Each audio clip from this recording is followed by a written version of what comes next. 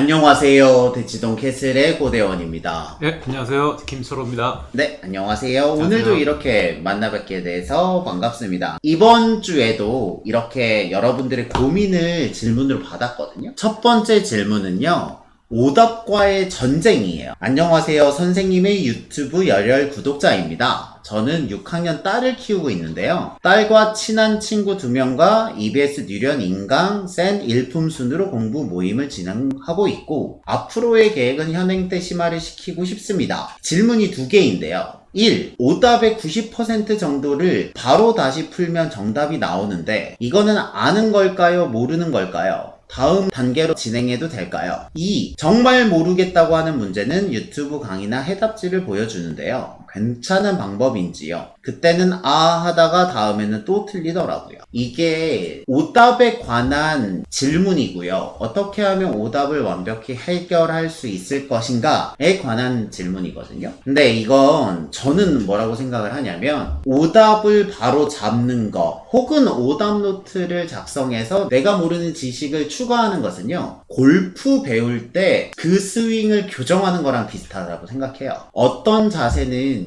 교정을 하면 바로 자세가 고쳐지기도 하고요. 어떤 자세는 연습을 많이 해도 한 번에 안 고쳐지는 경우가 있잖아요. 하지만 그것은 시간이 지나면 언젠가 고쳐지게 될 가능성이 높죠. 저는 오답도 이와 마찬가지라고 생각을 하거든요. 오답을 해서 바로 고쳐지는 거면 아까 전에 골프 스윙처럼 바로 자세가 교정되는 거랑 비슷하다고 생각해요. 그러면 그거대로 의미가 있는 거고 혹은 오답 노트를 만들어서 어제 오답 노트를 했던 게 오늘 시험 문제에 나올 수도 있는 거니까요. 그렇게 바로 효과를 보는 경우도 있지만 오답 노트를 했는데 틀린 유형을 계속 틀리고 그러니까 상처로 따지면 되게 깊은 상처인 거죠. 그래서 몇 번을 연습해야 겨우 숙달이 되는 경우가 있어요. 그럼에도 불구하고 그 오답은 그 친구에게 중요하니까 안 할 수는 없는 거죠. 그래서 그게 오답의 효과가 언제 발현이 되던 간에 오답 노트를 만들어서 오답을 체크하는 과정은 되게 중요한 역할이라고 생각을 해요. 처음 한두 번의 효과가 어떻게 될지는 모르겠지만 장기적으로 그렇게 해서 실력이 높아지는 것은 필요하다고 생각합니다. 근데 만약에 90% 이상 만약에 해결을 한다고 하면 실은 그거는 실력이 아닌 부분이 있을 수도 있다고 생각해요. 왜냐면 처음에 깔끔하게 푸는 것도 여유가 필요한 거고요. 그 여유를 갖는 것도 실력이라고 생각을 합니다. 그쵸? 왜냐면 실은 보기에서 봤을 때 2개 중에 하나가 헷갈리는 거면 하나가 틀리면 나머지 하나를 하면 받는 거긴 하거든요. 그렇기 때문에 저는 큰 틀에서는 그게 역량의 문제라고 생각을 하는 게 맞고 말씀드린 것처럼 오답 관리를 하는 것처럼 교정을 통해서 어떻게 하면 이 오답을 줄일 수 있는지 문제 바이 문제로 접근을 해서 하나씩 해결을 하면 어느 순간 그 오답률이 줄어들 거라고 생각을 합니다. 데이드림님, 오답의 대부분이 연산실수처럼 단순 실수일 때는요 오답 노트가 의미가 있나요? 라고 질문을 하셨어요. 저는 그런 경우는 좀 다르다고 생각은 해요. 그쵸? 근데 제가 말하고 싶은 건 뭐냐면 이 친구가 진짜 연산 실수 때문에 틀리는 건지 그 내용을 몰라서 틀리는 건지를 진단을 해봐야 된다는 거죠. 제가 말을 너무 잘했어가지고 지금 덧붙일 게 없는 것 같은데. 안녕하세요. 방금 답변해 주신 질문자님이 양동선님인데요. 네. 오답 노트 시간이 너무 오래 걸리는데요. 짧게 하는 방법은 뭐가 있을까요? 라고 하면 혹시 지도하시다가 이렇게 오답 노트 필요하면 어떻게 하세요? 저번 시간에도 말씀을 해주셨었는데 너무 이제 이렇게 하나 다 쓰면 너무 많이 힘드니까 문제집을 뭐 2권을 사서 붙여서 이제 한다든지 그리고 아까 말씀하셨던 연산 실수 이런 거는 조금 제외를 하고 접근 못했던 거 이런 문제를 위주로 한다든지 그렇게 좀 축약을 해서 적성을 하는 게 좋은 것 같아요. 네. 제가 생각할 때는요 그 비슷한 맥락인데요 크게 3가지 방법이 있는 것 같아요. 첫 번째로는요 일단 큰 틀에서는 정식 방법이 있고 약식 방법이 있습니다. 그러니까 정식 방법은 오답 노트 형태를 만들어서 보관을 하는 거예요. 품이 더 많이 들지만 좀 더 일목요연하게 볼 수 있죠.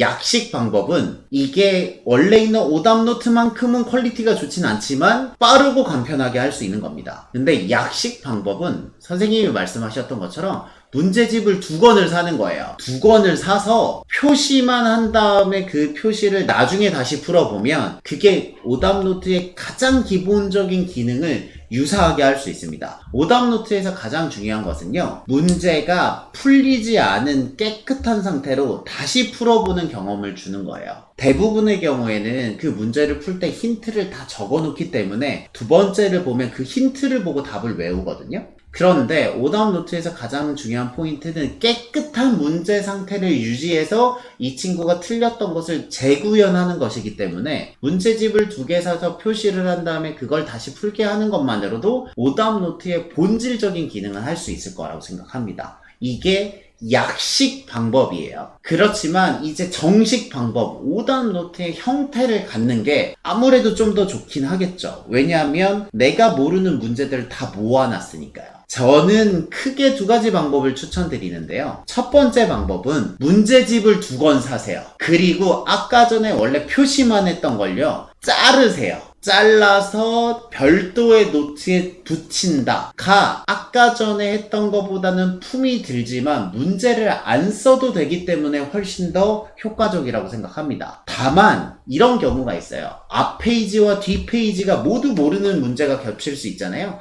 그럴 때는 한쪽 페이지는 쓰고 한쪽 페이지는 글로 쓸 수밖에 없는 거고요. 두 번째로는 컴퓨터 파일을 구하실 수 있으면 구해서 그 부분을 발췌해서 컴퓨터 파일로 저장을 하시는 거예요. 그것은 컴퓨터 능력이 좀 더 필요하겠지만 잘라서 붙이지 않아도 되기 때문에 훨씬 더 편한 방법이 있겠죠. 그래서 물리적으로 오답노트를 만들던 파일로 만들어서 인쇄를 하던 이렇게 2가지 오답노트를 할 수 있는 건데요. 저는 추천드리지 않는 건 일일이 글씨를 다 써서 만드는 오답노트는 반대예요. 왜냐하면 100문제는 못 쓸 거잖아요. 그래서 잘라서 붙이던 네 맞아요. 이렇게 아토스 님처럼 캠 스캐너 어플로 사진을 찍어서 편집을 하시던 그렇게 하는 방법을 추천해 드립니다. 하지만 할 수 있으면 하는 게 좋아요. 저는 실은 조금 여유가 되시면요, 이것만 알바를 쓰시는 것도 좋다고 생각해요. 실은 서비스를 구매하는 방법도 있잖아요. 그렇기 때문에 그것을 뭐 알바 천국이나 이렇게 해서 그냥 어려운 작업은 아니니까요. 그렇게 해서 만들어서 보관하는 방법까지 좀 넓게 생각하셔도 된다고 생각합니다. 그러면 양돈선님이 말씀하셨던 짧게 하는 방법은 이렇게 약식과 정식 방법이 있을 것 같아요.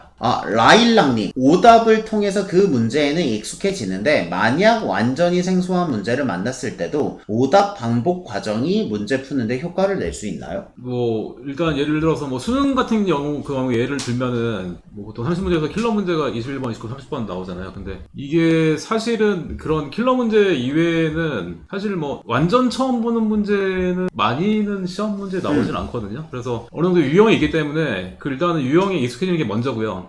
그 다음에 그걸 다 맞추고 그 다음에 나중에 이제 그런 문제 맞추는 거는 이제 뭐 고득점을 하기 위해서 그건 다음 단계죠. 그거는. 그래서 일단은 먼저 남들이 맞는 문제를 다 맞고 그 다음에 이제 실수를 최대한 줄이고 초고난도 뭐 어려운 문제 같은 게 심한 문제 이런 경우에는 나중에 이제 시간이 더 남으면은 해결을 하는 방향으로 그렇게 시험 점수를 만드는 게 가장 좀 효율적인 것 같고요. 저도 비슷한 의견인데 이게 제가 예전에 오답 노트를 만들어 본 적이 있어요. 실은 이렇게 말해도 되나? 저하고 같이 책을 썼던 5분 만에 저자이신 분이 계시거든요. 지금 교수님이에요. 교육공학과 교수님인데 그분 딸을 대상으로 저희가 테스트를 해봤어요. 왜냐면 둘 다 교육 전공자니까 딸을 가지고 이제 실제로 테스트를 해본 거죠. 그래서 오답 노트를 만들어서 이 친구가 몇 번까지 틀리나를 테스트 해봤어요. 그때는 이 친구가 중학교 2학년이었고 전교에서 10등에서 20등 사이였고 결국 국제고로 가서 연대를 갔거든요. 그러니까 공부를 못하는 학생이 아니었어요. 이해가 되시죠? 공부를 못하지 않는 학생이 중학교 2학년 때 내신이 꽤 잘 나올 때 아빠와 선생님이 모여서 실제로 테스트를 해본 거죠. 오답노트를 다 만들어 보니까요, 비슷한 유형을 오답노트를 했던 걸 5번인가 풀렸는데도 꽤 틀려요. 정확히 말하면 4번 풀렸을 때 오답을 줄인 게 30개였는데 30개 중에서 4개를 틀렸거든요. 근데 그 4개가 처음부터 끝까지 다 틀린 게 아니고 4번 정도 3-4번 풀면 거의 다 외우잖아요. 근데 그 프로세스 중에서 한두 개가 빠진 거예요. 그래서 결과적으로 답은 틀리는 거죠. 중간 과정이. 그쵸. 그러니까 문제는 익숙한데 답은 틀리는 거예요. 그래서 저희가 그 교수님하고 저하고 뭐라고 결론을 내렸냐면 모르는 건 진짜 모르는구나 라고 생각했어요. 그래서 결국 그거 8번인가 풀고 깔끔하게 해가지고 시험을 쳐서 거의 다 맞았나 하나 틀렸나 그랬거든요. 근데 저희가 그때 무슨 교훈을 얻었냐면 내가 모르는 유형은 상처가 있는 거라고 치면 그 상처가 큰 거예요. 한두 번을 했다고 해서 그 상처가 치유가 되는 건 아니죠. 근데 한 7, 8번 정도 깨끗한 상태로 처음부터 끝까지 풀 수 있도록 연습을 하니까요. 그 상처가 치유가 되면 그 언저리에 있는 유형은 해결이 되더라고요. 이해가 되세요? 예를 들면 시계 문제라고 치면 각도가 90도일 때도 있고 180도일 때도 있고 일치할 때도 있지만 한 문제를 가지고 7, 8번 풀면서 충분히 숙달이 되면 그게 90도가 되든 180도가 되든 일치가 되던 간에 시계 문제는 다 맞더라고요. 잘하는 학생이 그러면은 그러니까 어려운 학생은 더 횟수가 늘어날 수 있겠네요. 한 그렇죠. 뭐 10번 이상으로. 그래서 저희가 네. 진짜 놀랐던 게 그 집이 아버님이 교육공학과 교수님이고 어머님이 초등학교 선생님이고 제가 3명이 붙은 거잖아요. 학생 옆에 이렇게 3명이 붙은 건데 정말 테스트를 해봤는데 잘하는 사람 기준으로도 생각보다는 많이 틀리더라고요. 그래서 저희들이 그때 큰 교훈을 얻었던 것 같아요. 그러한 관점에서 보면요. 한두 번 푼 거 가지고 오답 노트가 정확히 말하면 그 오답 유형이 체득이 안 되는 경우일 수도 있어요. 근데 그게 체득이 되면 그 언저리에 있는 영역들은 거의 다 해결이 된다고 저는 생각합니다. 이게 방정식의 활용 같은 거에 대해서 학생들이 어려운 경우가 있잖아요. 그러면 저는 진짜 추천하는 게 한 유형을 잡고 그 유형이 충분히 이해가 될 때까지 풀면, 예를 들면 소금물이면 소금물을 넣거나 소금을 넣거나 물을 빼거나 소금물을 빼거나 하잖아요. 그 유형이 충분히 익숙해져서 소금물 유형을 다 격파를 하면 그 다음에 거속시 유형 이렇게 하나씩 격파를 하면 결국 유형이 메이저가 몇 개 없거든요. 그렇게 돼서 해결을 하는 쪽이 훨씬 더 효과적이지 않나. 여기서 말하는 효과적이라는 건 빨리 된다는 게 아니라 들이는 시간만큼의 가치를 얻게 되지 않나라는 생각을 하게 됩니다.